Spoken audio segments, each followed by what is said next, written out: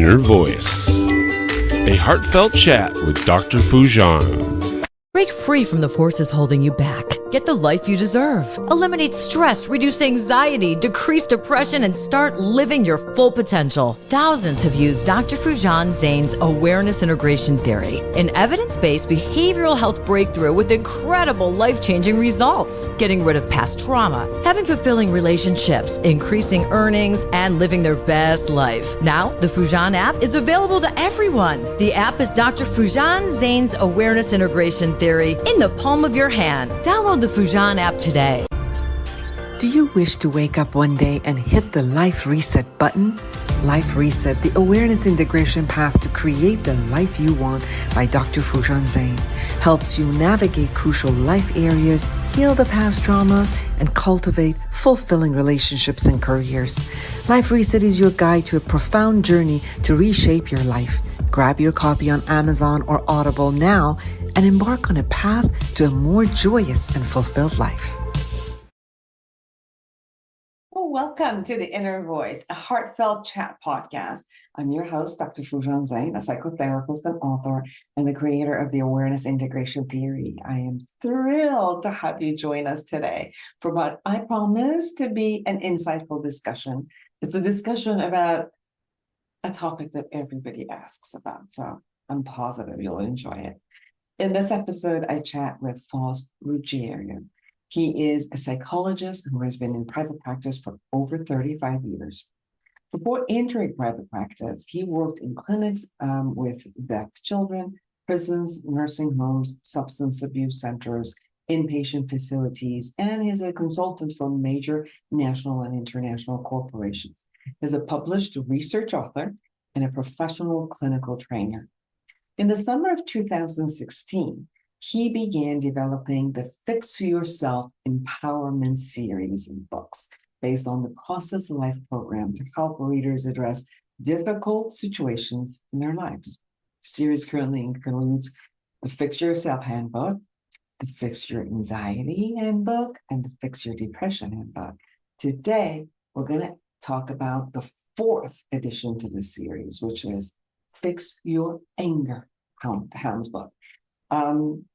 Talk about different kinds of anger. How does it show up? And, is it an emotion and intellect together? How to calm your anger down? How to, giving you skills in what to do with your anger. So I'm positive you'll enjoy it as much as I did.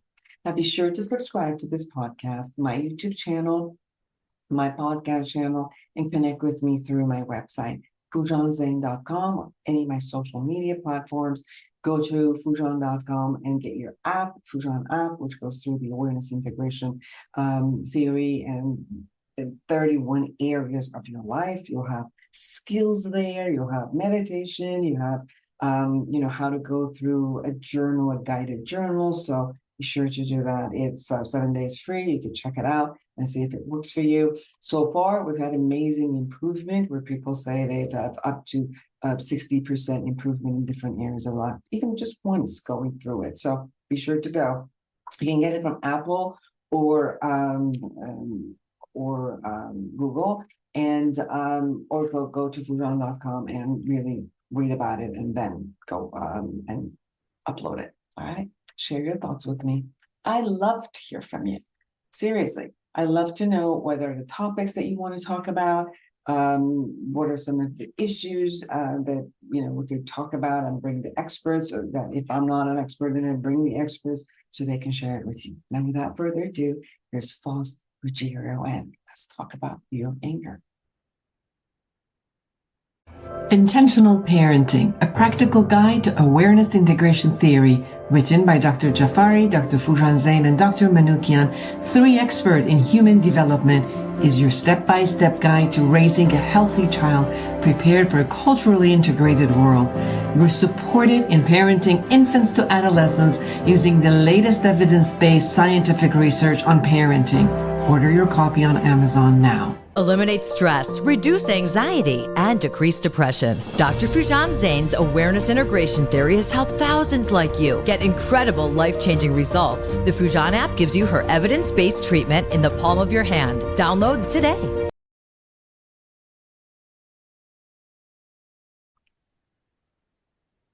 Well, welcome to the show, everyone. Faust, Ruggiero. It is so nice to have you all the way from Pennsylvania. Foojan, thanks so much for inviting me. It's really a pleasure to be with you today. First of all, thank you for putting up your series, because I think those are a couple of things that every single person that I've ever known has had to deal with, right? They've had to deal with their anxiety since childhood, especially, as we're growing up. I think everybody has probably experienced a bout of depression sometimes. And obviously, when we're a teenager or a young adult, most of the people have experienced bouts of it. If they're not necessarily, we're not even thinking about clinical depression, but just normal people go through that. And there isn't a human being that doesn't experience anger, and at times kind of suffers under their own anger. Not only that there's an experience inside, but also sometimes the consequences of anger. So first of all, again, thank you for putting all of this together. And as I was going through your book, the Fix Your Anger Handbook, it was beautiful that you explained kind of the different angles of anger. So before we get to do all of that, what got you to want to write this handbook, the 4 series? Yeah, Foojan, in 2019, I finally got to the point after 35 years of counseling, that it's time to put it together and go a little bigger with it. So I did the Fix Yourself Handbook. After that, the pandemic hit, and of course now everyone is locked up. And then I started seeing the anxiety really begin to heighten. Depression followed. And then when I looked around the last year, I kind of thought this was going to happen. I'm sure you did too. We're going to get angry. Things have changed. The economy is different. Nothing is stable. Now people are attacking each other. And all I want people to do is understand what anger is, just like depression or anxiety. Here are all the various kinds of anger. Here's what you can do about each one of those. I like to be very action-oriented when I write. So, I keep the chapters small because today's readers don't have the attention span for 40 pages. They just don't. So we do it in 6 or 7 or 8, and then we give action steps. And now do this. It seems to be working well. It does. I really get that point. I was told just don't worry about Facebook or anything else or LinkedIn. Just go to TikTok and do anything you want in 1 minute. I'm like, okay, it's a great training for us, because having to shift the message that we want to offer, or we've received all these 35 years, and put it in such a short bite. But I totally agree with you. So what you have done in this book is actually explained from a couple of different layers, which I think is very important. One is to look at anger as a feeling, but also look at how to bring your intellect into the anger and how to utilize the anger from both sides. I think most of the people, because it's a feeling, they experience it, but they're not necessarily used to or know how to kind of bring these two parts of them together. So can you share a little bit about that? Absolutely. When you talk, what I like people to understand when we talk about anger is that, we call it a feeling, but that's really the culmination of what happens. That, we feel it, but what's brewing, what's bringing it on? What are the undercurrents? What are the things that trigger the emotion? That's what I want people to understand. It definitely is a feeling. It's an emotion. There's no doubt about that. But some people control it a little better than others. Why? And then we start going into those kinds of things. And I like to get people to understand that if you can just back down a little bit and get your brain flowing and start asking the questions, but before I get angry, before I respond here, what's going on? What am I thinking? What am I feeling? Where did it come from? And when we get deeper into the program, what are the connectors? What did I, what's it connecting to? Was, this trauma, or this person who bullied me, or that person who, in the family did these things, whatever they may be. Because the thing about anger is it's very rarely, it doesn't relegate itself just to the situation we're in. It often connects to old friends, so to speak. And then when it comes out far stronger than it needs to. Yes, I remember personally, I was not in tune for many, many years into my body, and I see this a lot with my clients and friends, that your body language, your body's telling you already, we're getting tense, emotions are coming up, and we have possibly even habitual ways of sharing, the tones change and all of it, and everybody else gets to know that we're angry. And half the time I'm sure you've got to that, it's like, you're angry, and like, no, I'm not. So sometimes there's a denial about it, or it's such a habitual way of being that we don't necessarily attach some of this thought process and emotional process to anger. I've known people who, their mate said, you're angry, and like, you haven't even seen anger. This isn't anger. So for them, anger only goes beyond the threshold, as if like before that, they don't consider it anger. And you're right on the mark. I talk about physiological anger a lot, and the body tends to gravitate toward anger faster than the mind does. Because it's that fight or flight thing. The body has to prepare for what's going to happen. And the muscles are going to tighten up. Skeletal system is ready. The senses are more acute, and so other people see that and they say. And they don't know we're angry. They know that something's changing. We're accelerating. You're angry, they say. And we say, no, because we haven't gotten to the point that our brain says, yeah, I'm there. And the other thing is that threshold. For some people, for me, a threshold might be a 2 because I am very in tune with my body. But for another person, it might be a 6 or it might be a 7 until they say, I'm angry now, not knowing that the anger started. Could be minutes before, could be hours before, depending on which type of anger we're dealing with. I mean, you get some of the slow angers, like passive aggressive anger, that could be hours, that could be days, so it depends. It's the rapid versus the type of anger that simmers. But other people, often people that know us, will know our baseline changed.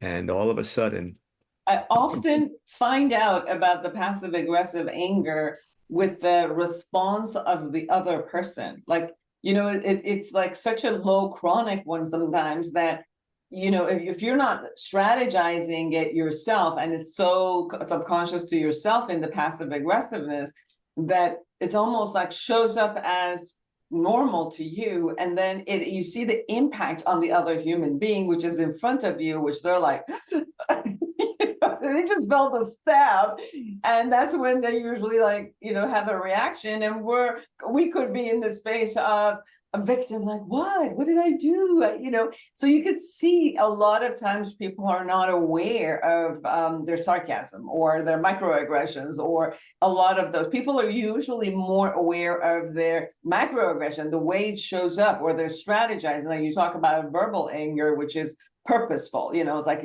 it holds control, or they strategize it because they want to raise their voice. And there was a research that says that when people raise their voice, they look bigger and they look more powerful. So it's a strategy that we have sometimes in doing that, but also the unconscious strategies that sometimes comes in, and we're not aware until the impact hits.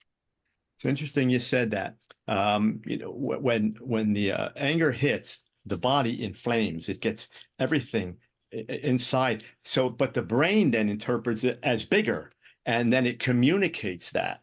And so, and you're right. I have counsel people who, as I'm talking to them, I say, you're using this. This is what I call anger for profit. You've now gotten to the point with your anger that you are strategizing. You're learning how to use that as a tool in your life. But the problem is, and you might be successful, but the problem is you're always angry. And that's not happiness. That's not tranquility. That's not power. That's the other thing. Anger is not power. I'm sure you and I both know it's born out of fear and insecurity. If you didn't have those, you would have no need to use the anger. And that's what I try to communicate to people when they say, well, no, if I have to make them know. I said, no, you really don't.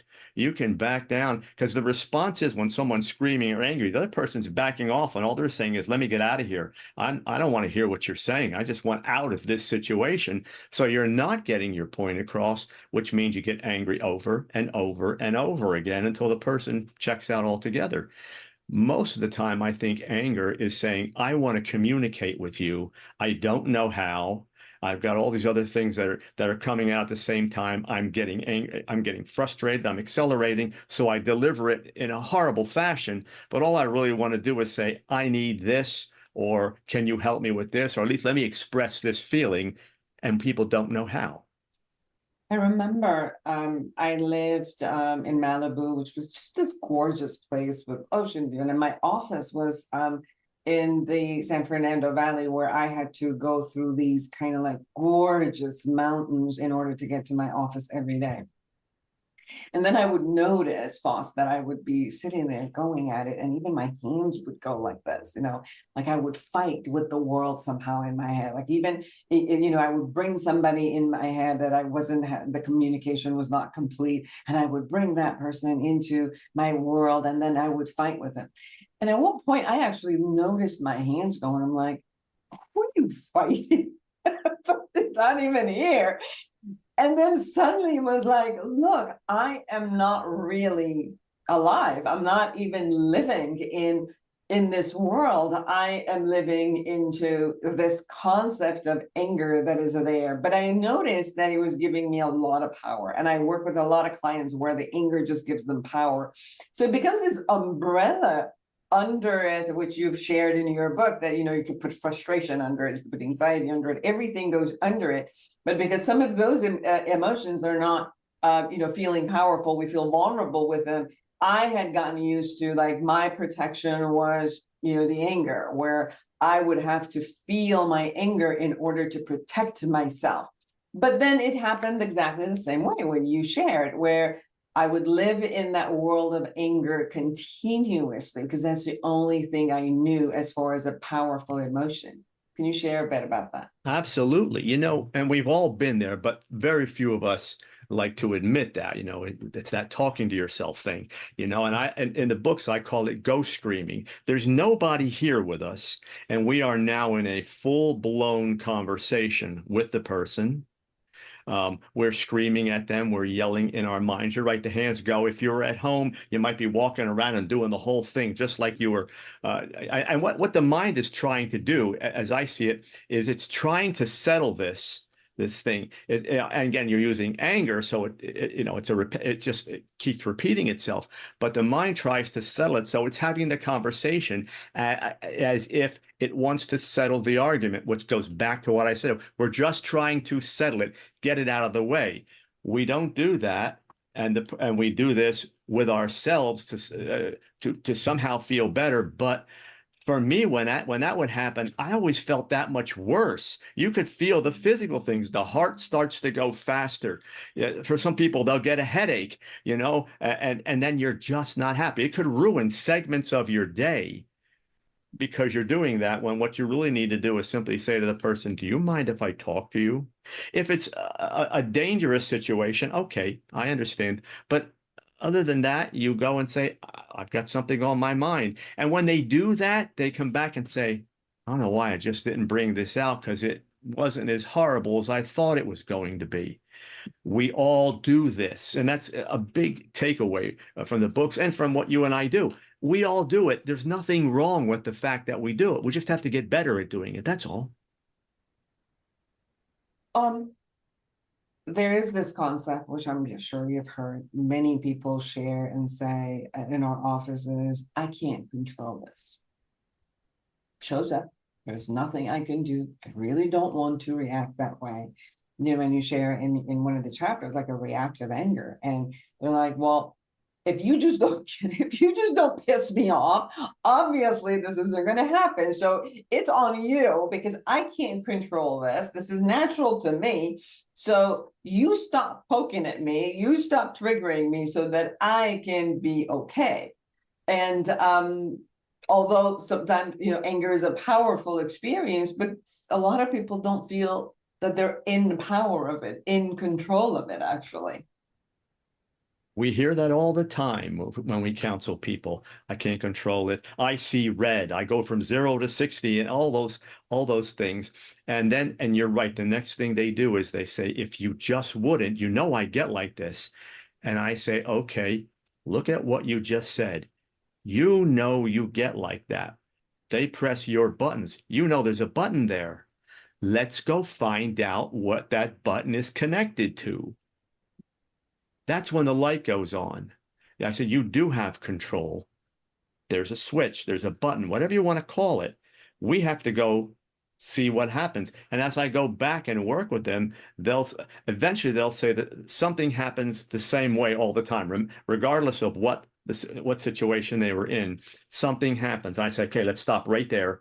When that happens, let's go back and let's start by what you're feeling at that moment beside rage. Talk to me about old things, about what happens to you when this particular event occurs. Then we start uncovering some things. If they're smart enough to realize that they can't stop it, they know there's a button there. We can go get the button. It's the people who refuse and say, I'm like this, I'm never going to change, so deal with it. Right. And those can be the dangerous people. But the rest of the people, they're looking for something. And I think oftentimes that 0 to 60, that I can't control it, is the initial cry out. But it comes out with power like everything else they do.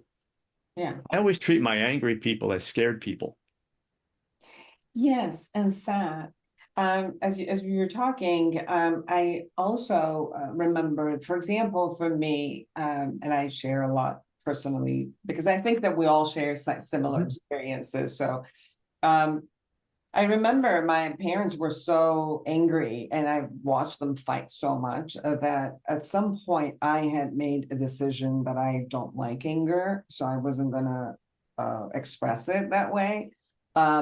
So it was more like I was just gonna calm down everything. And but I did not respect the anger from that person. It felt dangerous, but that didn't mean that the anger went away. It just meant that I pushed it into the sadness, for example, or if the fear was there or the sadness was there and I wasn't experiencing it. And then I remember the years that I went into therapy in my 20s and stuff. And there was a time where I went from one extreme of the pendulum extremely to the other side of the pendulum. And it was like, if you dare say anything now, it was going to be out. So going from one end to the other and finally finding the balance in what it was. And then I'll share when we get to the later talk. And then at one point I just decided I'm not going to foster it anymore. But I also think we see this a lot when people are turning it in, which turns into that passive aggressiveness or turns into depression or a lot of anxiety. And for example, I worked with domestic violence for a long time, right? For people who were the perpetrators and they were angry and, doing the harm. And then the other person who felt like it was a victim and was holding their anger and, showed it in different ways. And the process of honoring your anger and putting it into a healthy perspective is so important for our life to go forward and for us to be to be honoring ourselves and other people in the communication and relationships. And that's where we want to take them. And I agree with that. I start that whole process by saying, what you do is what we all do. Don't get down on yourself. Let's look at where you want to go. There is absolutely a route to get there. We will get you there. You will make some strides. You will have some regression. Welcome to the club. And they'll also they'll say to me, well, you probably don't do any of this. And I just look at them and say, I'm in the soup with you. I have a few extra paddles to get around, but I didn't trade my body in for one that doesn't respond. We have all this. So when you're going to honor yourself, you have to be able to say, I think, you know what? I am a good person. I've got these things that I do that I don't like, and maybe I sabotage the quality of my life by using them. That does not define a bad person. That's a good person who has a few flaws. I worked in prison for about 5 years counseling people, and they were great people. They were wonderful people. They had crazy ways of thinking, or they were abused, or whatever it may be. Also with domestic violence, I've done a lot of work with that over the years. And when I'm getting beat up, I'm the victim. There must be something wrong with me, or I'm the guy that did it. So there's definitely something wrong with me. Once I get them past that, then they say, okay, there's stuff in me I could work with, and I'll use that as my foundation and move forward. And then, as you know, that's when we build the trust rapport and we say, okay, I got you. Just follow along. Yes. And it's going to be fine. I think one of the hardest ones has been to work with the righteous anger, the one that people think they have the right to. And they've convinced themselves, partially could have been the way that they were raised, that their family, whenever they were angry, they folded, or they said you're right and gave it to them, or they used it as a profit, as you shared at the beginning, where it gave them a profit. At one point they became angry and they utilized the righteousness and the entitlement that they have, and they got what they needed, so they kept going with the entitlement, and it was going. And that has been one of the hardest one for the person to see the damage that it has personally, for them to be able to want to let it go. What are your thoughts about the righteous anger? I think for most of us, the type of anger we like to work with least is righteous anger, because it firmly believes it's right. And it can come from very important places. There's social injustices. There's no human trafficking, as example. And I'm angry about this, and then okay, what am I going to do about it? But it has a tendency, I think, to be an attention-getting behavior. I think it likes to see itself as above the crowd, and looking down on other people. To me, it's just an insecure reaction from someone who needs attention, who has maybe been kicked around a little bit. And in some cases, that self-righteous anger is nothing more than entitlement. I came from this. I believe that's the way, but I don't want to be that stuffy, stuck-up person. So I'll attach to a cause, and now I can go there. But it's interesting, the one defining measure I see in most self-righteous anger is their engagement factor is not very deep. They are verbal, but they don't often get their hands dirty. They don't get in there and really say, okay, fine, I'm angry about this, but let me see what I can do. Let me go and work that whole cause, I don't have to talk then. I know I'm doing something. They don't go there. That's always the key. That's why I say it's attention getting. It's a lot of entitlement. It's all that surface stuff, and hard to change, because as far as they're concerned, they're right, and they're attaching to a righteous cause. So how can they not be right? They say. Exactly. Everyone, fix Your Anger Handbook. So if you are dealing with anger that it doesn't work for you, let's say, or it doesn't work for people around you, and I think that probably ultimately doesn't work for you, helping to bring peace and sanity into a turbulent world, by Faust and Ruggiero. I remember at one point, and it showed up after I really realized how much I'm consuming a lot of those hours into, angry thoughts, and I would turn everything into angry thoughts. I told myself I don't give myself permission anymore to foster or stay angry. So obviously anger is an emotion that shows up, and I want to honor it. But after I got the message from it, then I don't need to brew it anymore, because it was more like, when I'm sitting somewhere, the person is not even there and I'm going at it, I'm brewing this now. This has nothing to do with the triggers. So there's a brewing that is happening inside, which, I'm not dealing with the actual cause, like you said. There's something else that is causing this, and I'm just on the surface pounding and harping and wanting to, be significant and win the game and win the argument. So at one point, I took the right to stay angry from myself. And it was an interesting shift. It was an interesting shift is that was like, where is it that I need to know?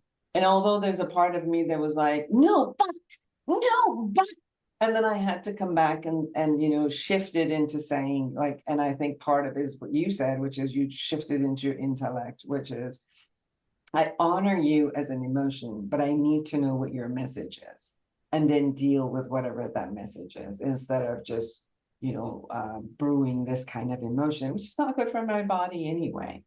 And I know that the second half of your book, although the first half is explaining a lot of the anger, which is shared about in details, and the second part of the book really goes into giving people, the reader, specific ways of handling their body, their physiology, their intellect, how to deal with it. So can you share a bit about that?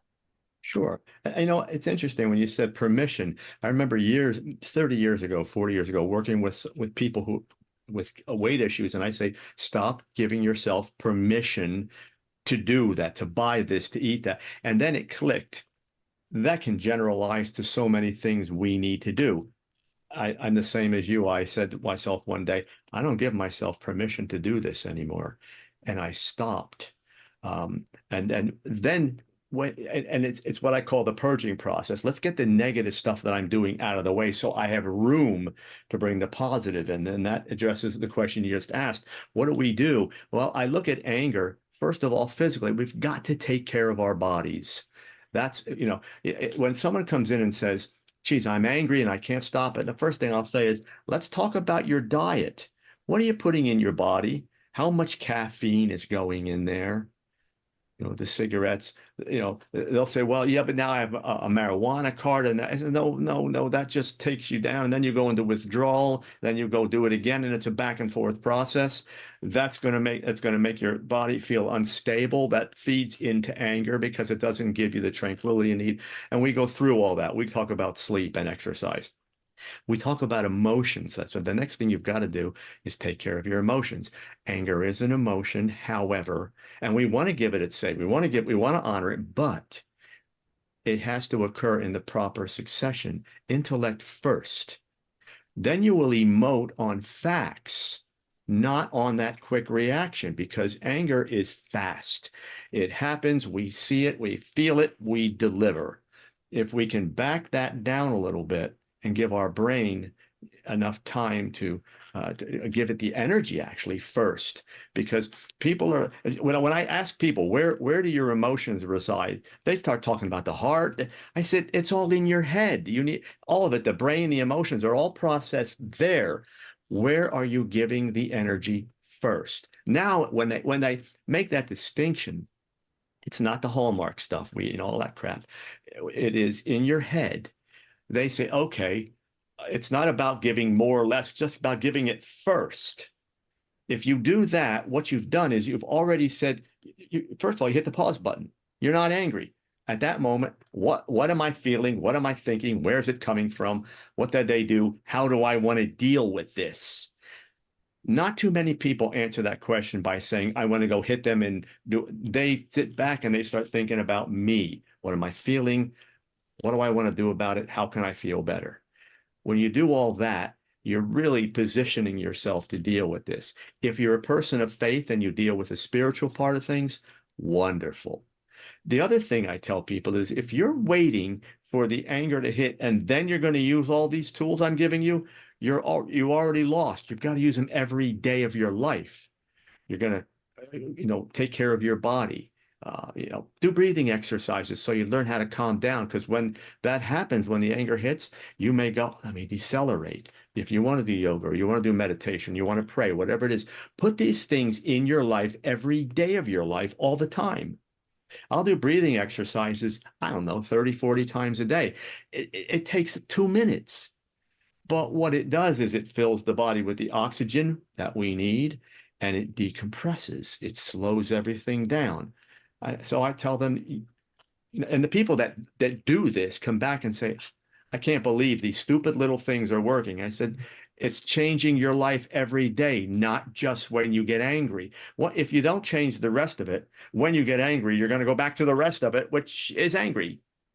So you want to be able to incorporate a more peaceful way of life all the time. That's what I'm teaching, really.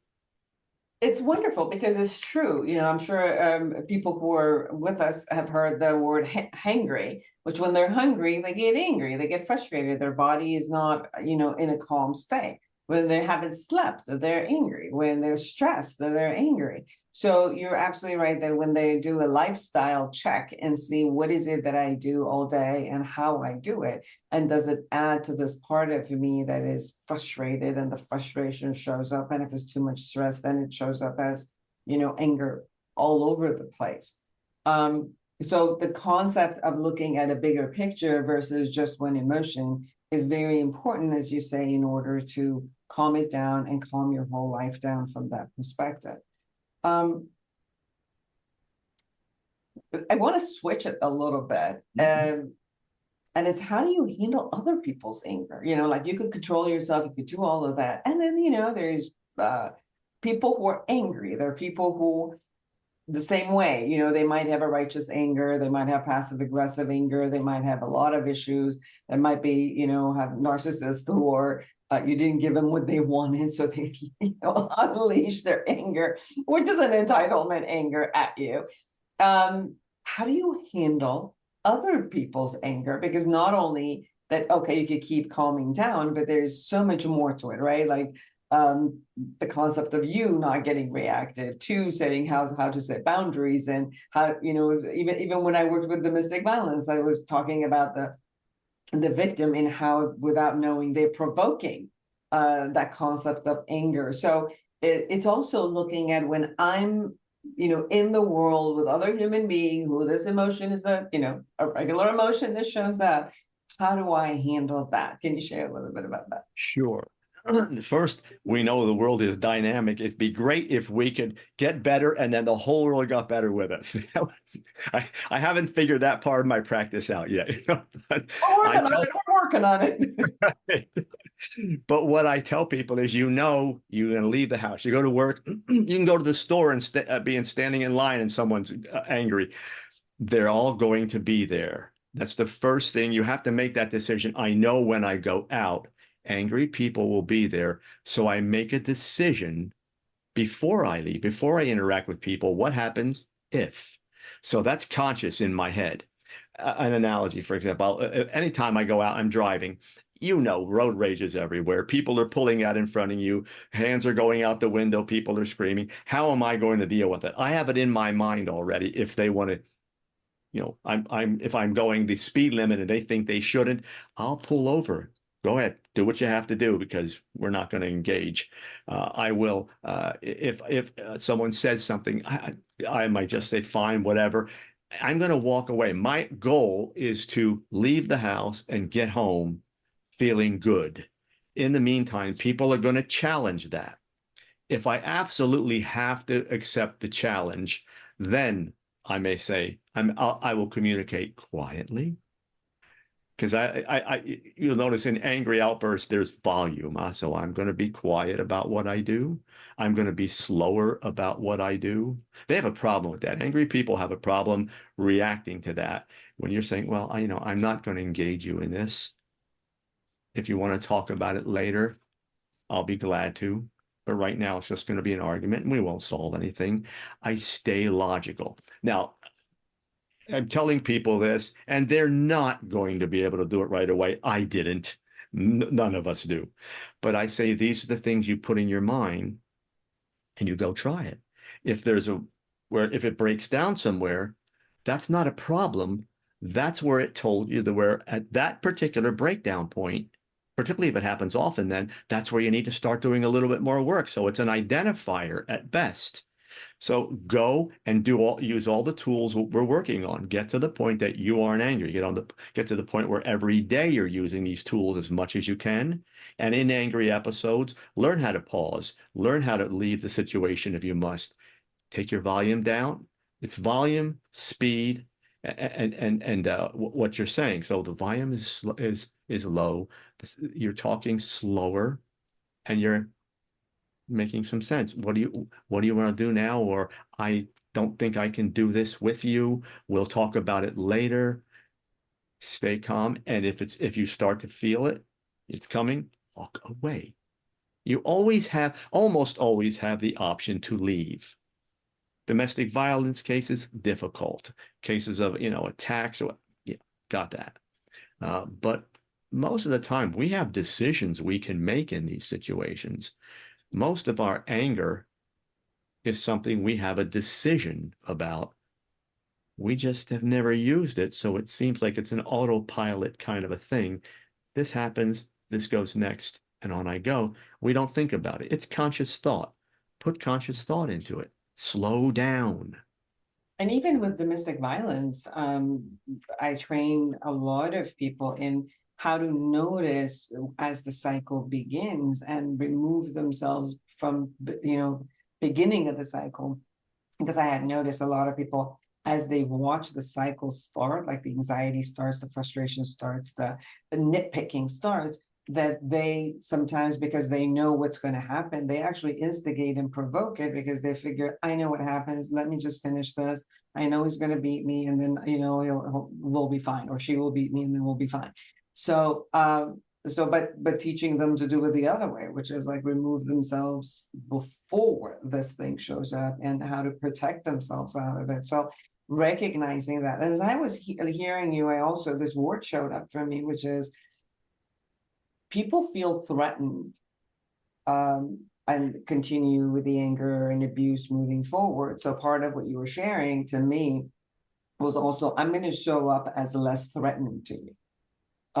Because when I'm slowing down, when I'm calming down, when my volume is lower, that I'm not, engaging and having this fight with you, I'm telling you, I don't want to fight with you. So no matter how much you want to fight, if I'm not there to fight with you, then ultimately, that should subside, because they're going to feel a little bit safer with us from that perspective. That's what I got from you, right? Yeah. Yeah. The point is that we always have choices. We can make decisions. I just want to get that into people because they really fight that particular notion. No, I don't. When they do this, I don't. Or, I live with this person and I know they're doing it on purpose, or they're doing it over and over again and they know it bothers me. And I said, yeah, but you have choices. First of all, if you're going to respond with anger. Second, it's how you start changing things there. The bottom line is we can do this dance back and forth. I can't, no, you can. Bottom line, do you want to be happy?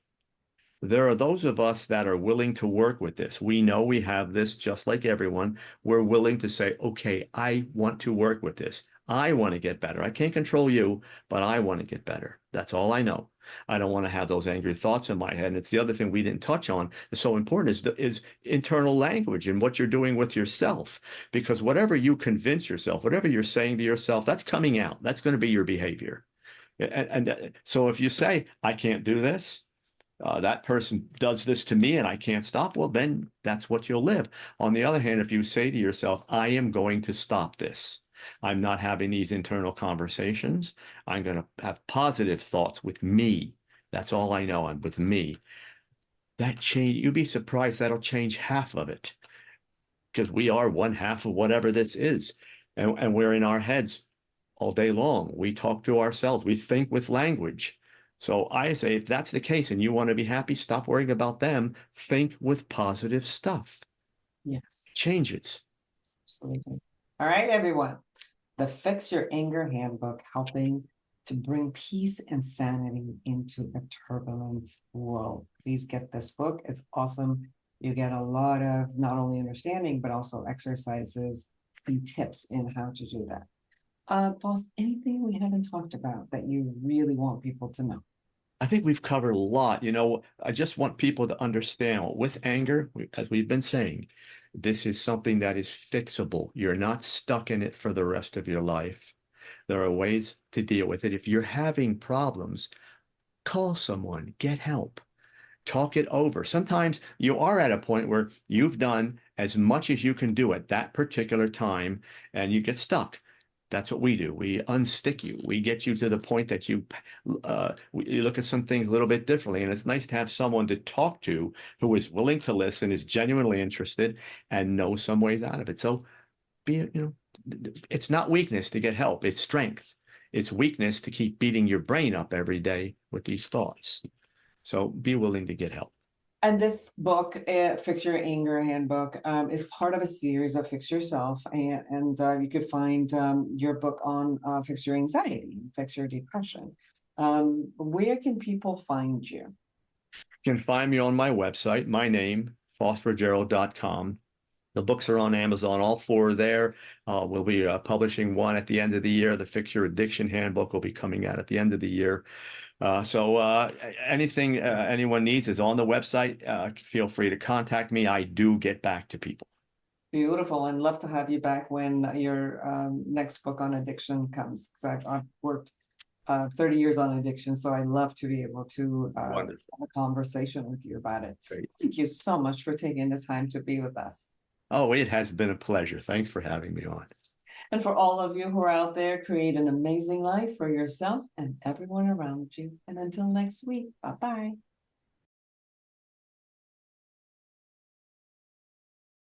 Are you a psychotherapist looking to enhance your practice? The Awareness Integration Therapy, developed by Dr. Foojan Zeine, is a comprehensive guide to the principle and techniques of this powerful therapeutic approach. Join the growing community who have elevated their practice and expanded their skills by embracing Awareness Integration Therapy and witnessing its life-changing impact. Order your copy on Amazon now.